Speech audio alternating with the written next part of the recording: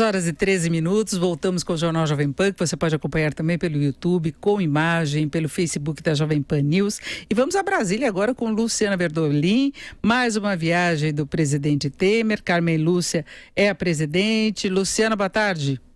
Boa tarde, Denise, boa tarde também aos ouvintes. E mais uma vez os presidentes da Câmara e Senado precisam se ausentar do país.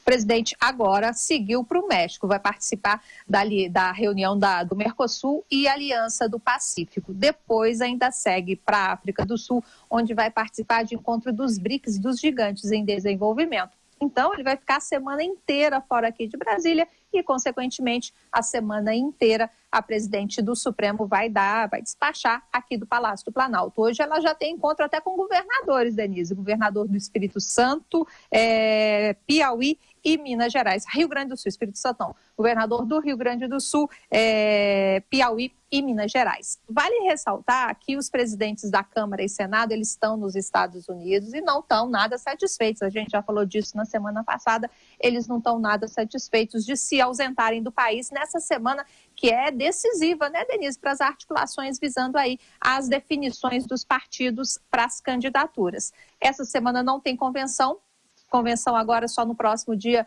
28, no sábado, aqui em Brasília vai ter convenção do PTB e do PV, e até lá a grande expectativa da semana é pela formalização do acordo do Centrão com o ex-governador de São Paulo, Geraldo Alckmin, reunião que deve acontecer aqui em Brasília, na quinta.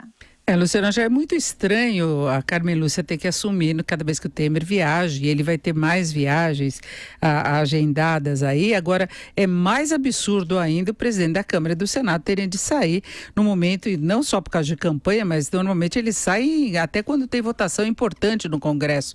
Alguma coisa tinha de ser revista em relação a isso, né? A legislação toda que envolve essas viagens do presidente. Tem uma discussão, inclusive, se essa substituição seria realmente necessária. No caso de vice-presidente, o cargo, né, é para isso mesmo, é para substituir em momentos em que o presidente não pode estar no Brasil. Mas vale ressaltar que se acontecer qualquer tipo de problema, o presidente volta imediatamente. Ele mesmo do exterior, hoje a gente tem telefone, tem videoconferência, então ele pode decidir claramente, tranquilamente, as coisas mesmo fora do país. Mas é uma regra interna, essa questão de que candidatos não podem assumir também pouco antes das eleições causa, sim, uma trabalheira danada, porque isso gera custo, né? Porque semana passada, por exemplo, Rodrigo Maia foi para o Chile, mas me parece que a visita foi oficial porque ele visitou o Congresso também chileno. Então, assim, gera uma série de discussões, gera uma série de insatisfações, mas pelo menos é a regra atual vigente, isso precisa acontecer. E a presidente do Supremo acaba também tendo problemas, porque muitas vezes essas reuniões, ela não decide muita coisa. No caso dos governadores, eles vêm conversar, inclusive, sobre fatos que vão ser julgados lá no Supremo Tribunal Federal. Pode criar até uma situação meio constrangedora, né, Luciana, em determinados casos. Ela não vai tomar grandes decisões, a gente até tem uma certa preocupação com relação a isso, dependendo de quem ocupa o lugar do presidente, mas no caso de Carmen Lúcia, ela tem bom senso, ela não vai interferir nessas decisões, não vai antecipar decisões que podem depois ficarem a cargo do Supremo, exatamente como você colocou, né?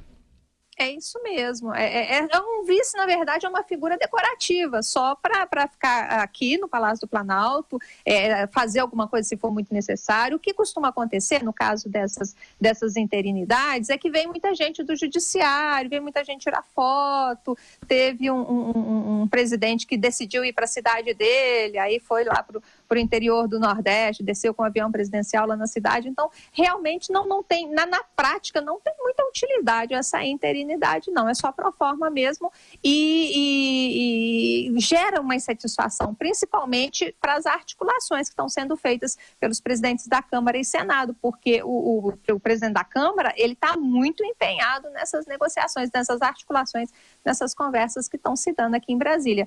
Oficialmente, ele é candidato à presidência da República, o DEM ainda vai realizar a convenção do partido, mas ele já sinaliza que pode ser vice, pode, nesse momento, por exemplo, ele está negociando se manter na presidência da Câmara no ano que vem com o apoio dos demais partidos do Centrão. Então é isso que na verdade, essas articulações estão acontecendo no recesso. E vale lembrar, né, Denise, que os deputados e senadores voltam a trabalhar em agosto, mas dificilmente a gente vai ver eles por aqui, porque está todo mundo pensando na nas campanhas eleitorais. Então deve ter uma semana aí de esforço concentrado, mas nada além disso. Agora, de qualquer modo, o presidente Temer está tentando manter a agenda dele, mesmo com esse jeitão de final de governo, mas ele tenta manter, inclusive, a possibilidade de acordos internacionais, se cobra, por exemplo, a proximidade maior com a União Europeia, mas tem a questão do Mercosul, Aliança do Pacífico, ele tem muito esse foco e é um momento importante para isso, né, Luciana?